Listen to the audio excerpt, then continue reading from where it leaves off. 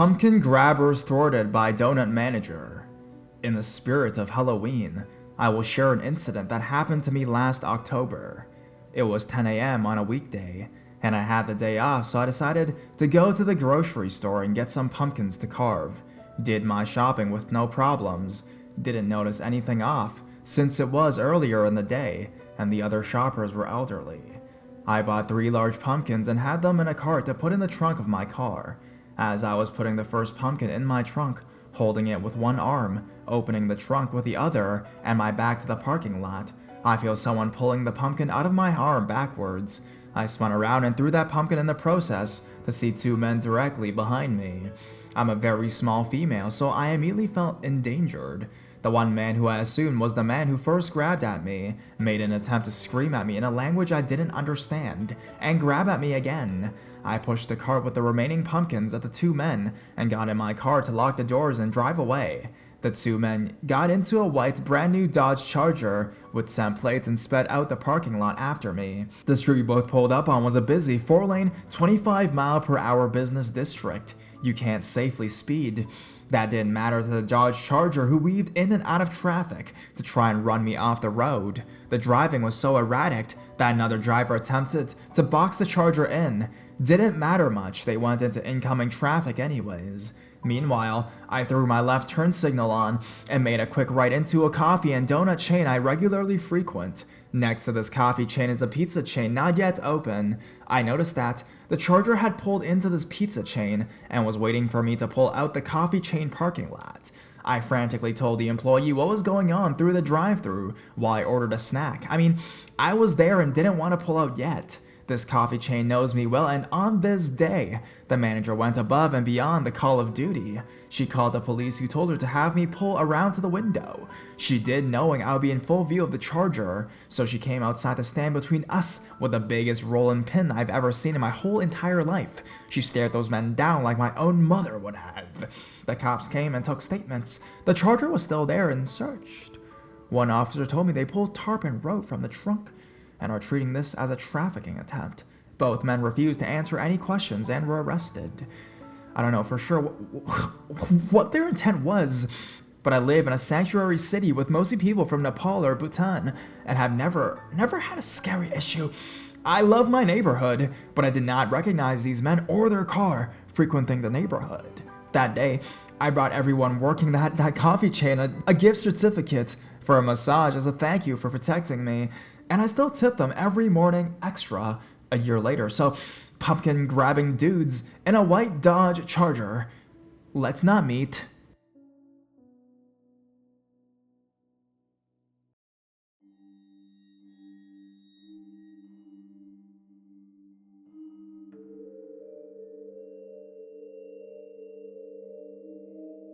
From the grocery store to the gas station to my complex.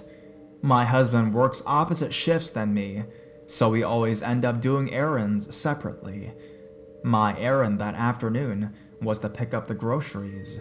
It's unseasonably warm lately, and I was wearing flip-flops, capris, and a razorback tank top. Whilst at the grocery store, I kept seeing a man walk in the same aisle as me, aisle after aisle, which of course isn't too uncommon, I guess. I didn't take notice that he only had one item in his cart this whole time, or that he was standing behind at the checkout lane. I went to the gas station next to fill up, and heard a truck idling in the row of pumps next to me. I noticed that it was the same guy from the grocery store, but didn't think anything wrong, as many people use points earned from the grocery store to get a discount on gas. I finished pumping and drove home to my apartment complex about a mile away.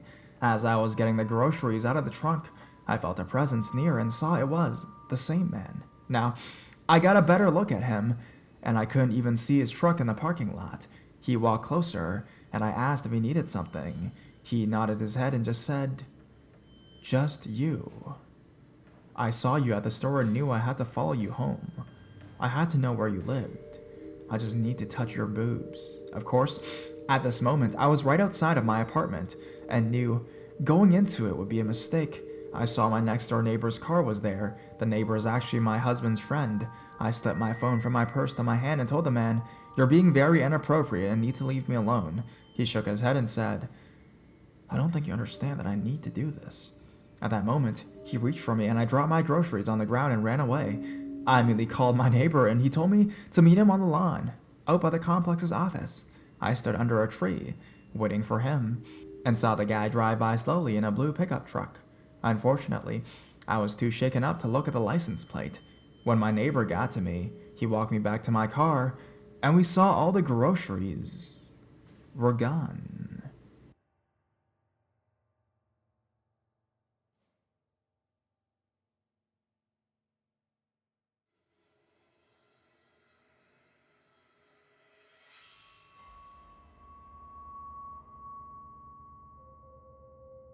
Almost stabbed over groceries.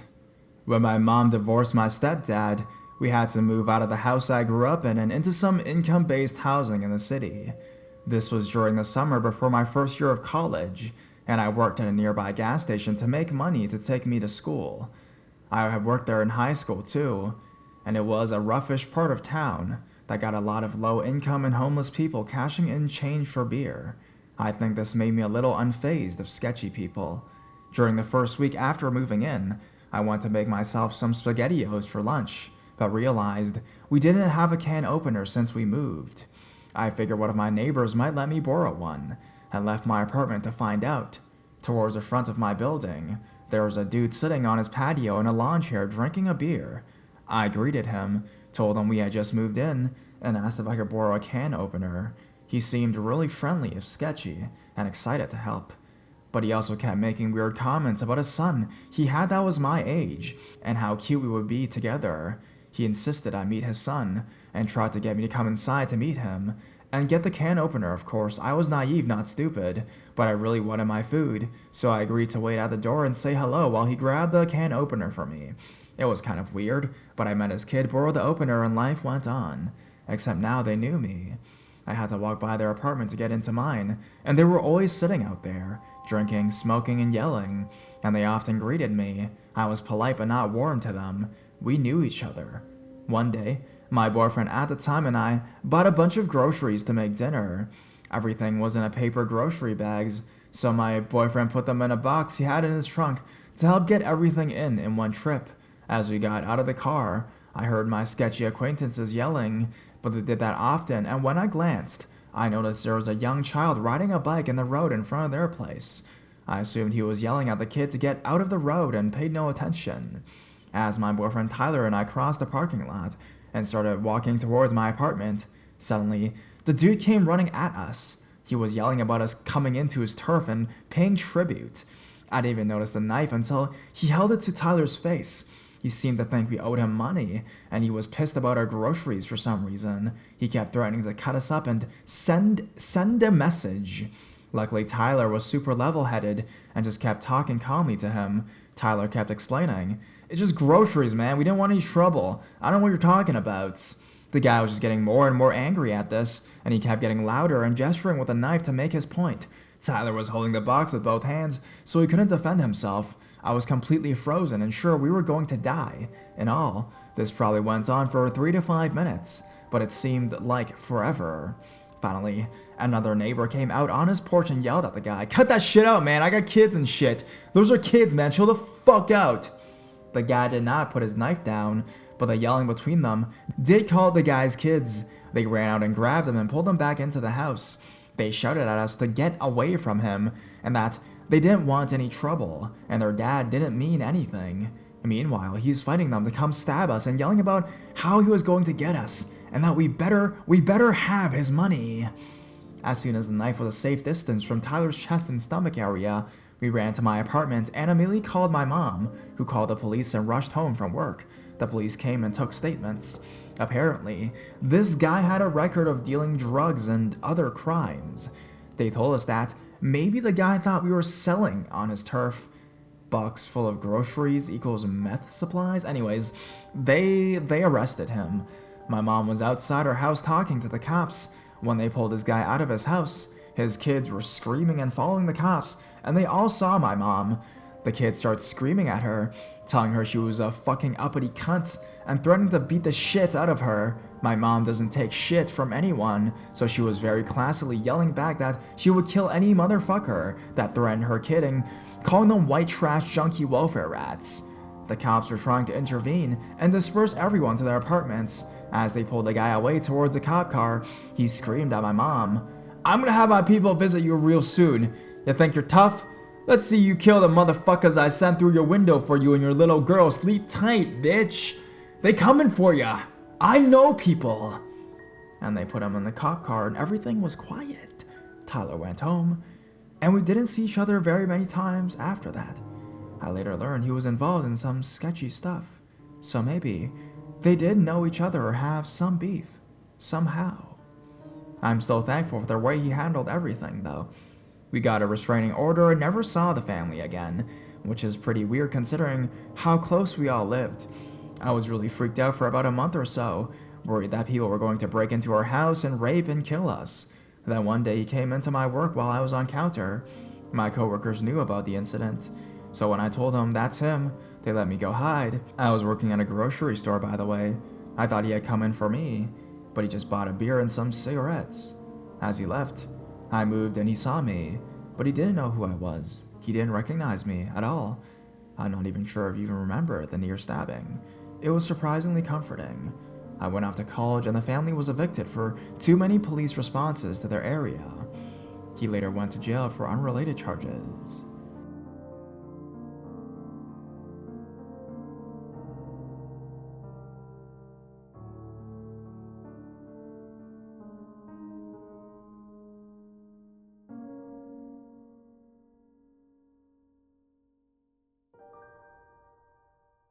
I dropped a coin under my car.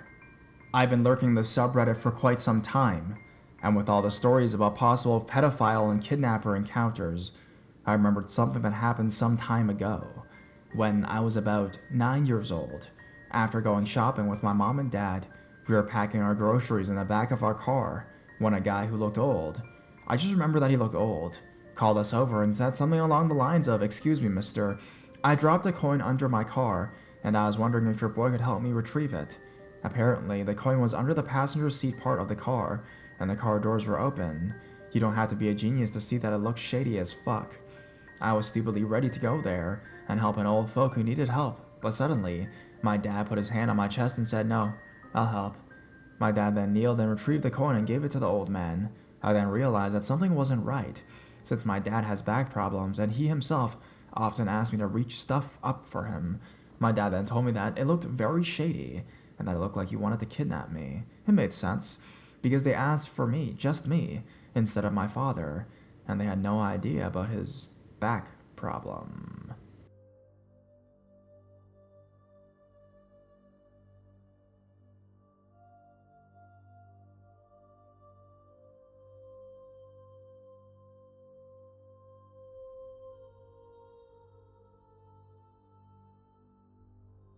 Can you show me where the bathrooms are?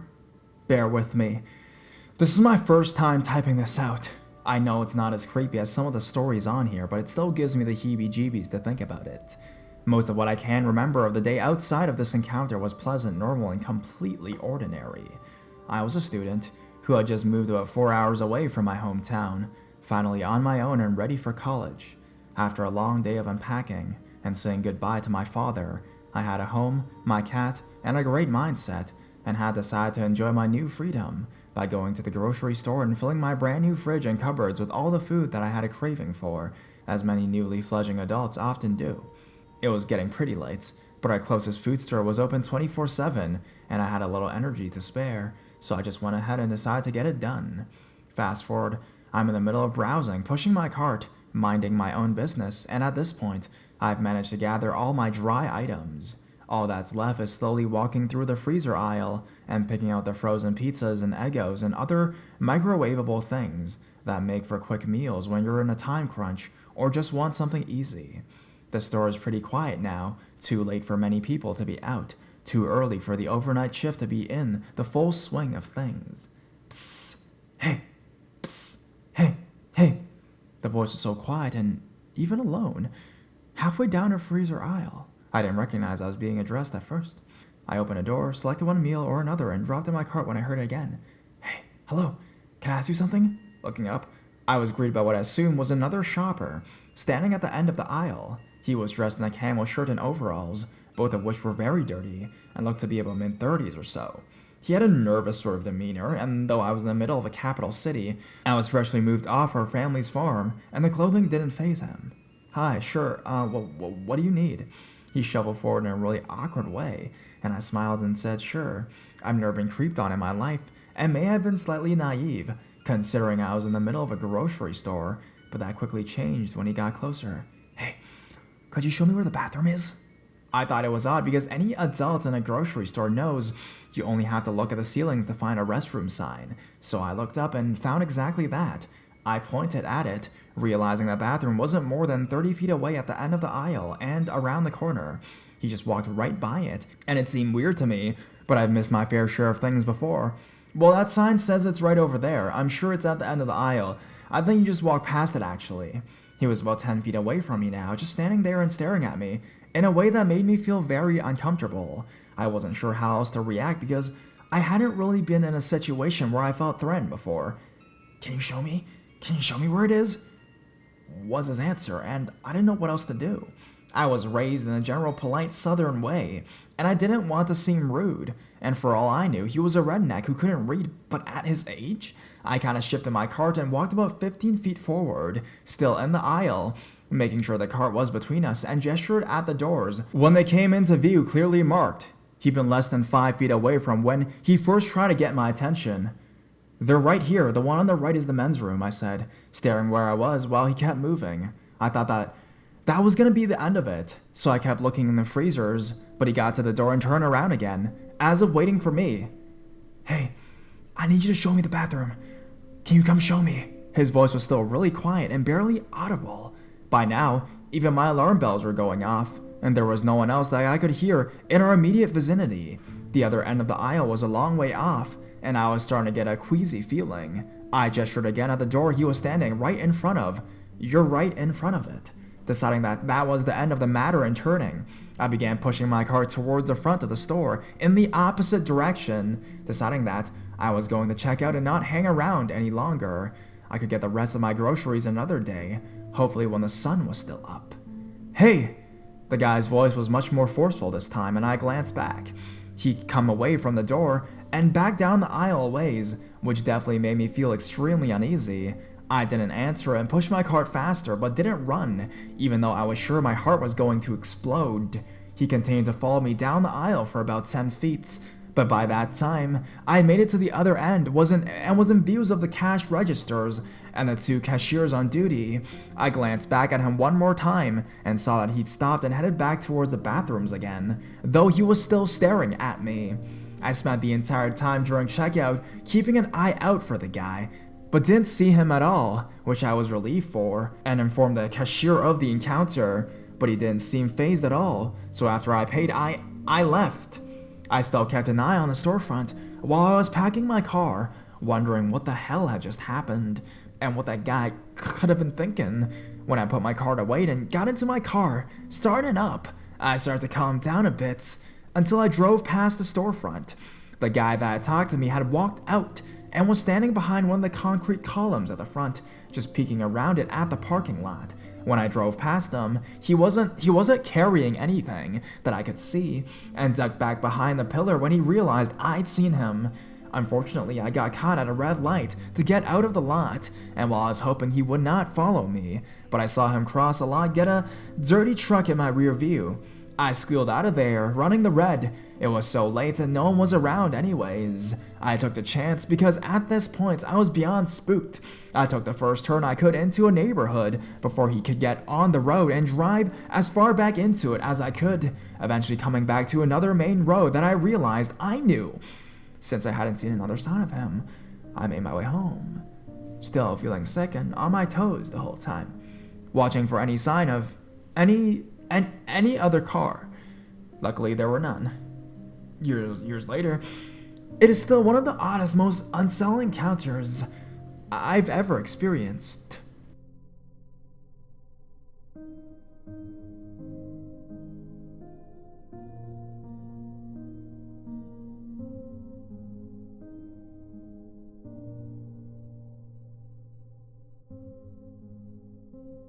followed at an empty grocery store.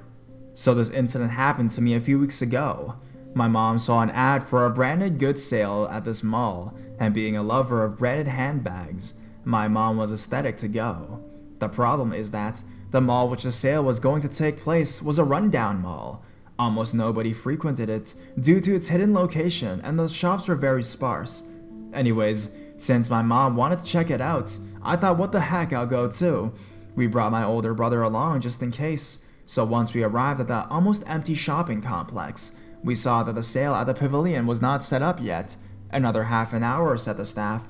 Okay then, we were going to wait. We saw a grocery store nearby and decided to check it out. The moment I entered, I immediately felt uneasy. The store was empty save for us, and the workers were mostly immigrant men from Bangladesh and India. My country is littered with immigrants searching for jobs, and a lot of them committed crimes here, so you have to understand our citizens' aversion of them. I trailed after my mom and brother around the fruit section, and a man stared at me. I ignored him, and from the corner of my eyes, I could see him nudging his friend, so now 3 of them were staring and smiling at me. We moved away from that section, but the men followed us and continued to stare at me. I was really uncomfortable at that point, but thought nothing of it. I then dragged my mom and brother away to search for noodles, and the men stopped following me. Let me add that I am 5 foot tall, 100-pound female, so these men were a lot bigger than me. I went to the noodles aisle alone, and saw that another man was stacking products there. He stared at me too, but as usual, I ignored him and decided to look for my noodles. I went further up the aisle and realized that the man was following me. I stopped, he stopped, I walked, and his footsteps echoed me. Alarm bells in my head began to ring. I was terrified now. I looked back to where my mom and brother were standing, and they were now gone. So I was totally alone with the creeper. I went from aisle to aisle searching for them, aware of the man trailing behind me. He smiled at my obvious panicked reaction. I couldn't handle it anymore. I ran out of the store, ignoring the gazes of the men that followed me. Thankfully, when I got to the pavilion, there were a few old people loitering around, so I took a seat next to an old man to wait for my family. Completely shaken. I swear, I'm not stepping foot in that mall anymore.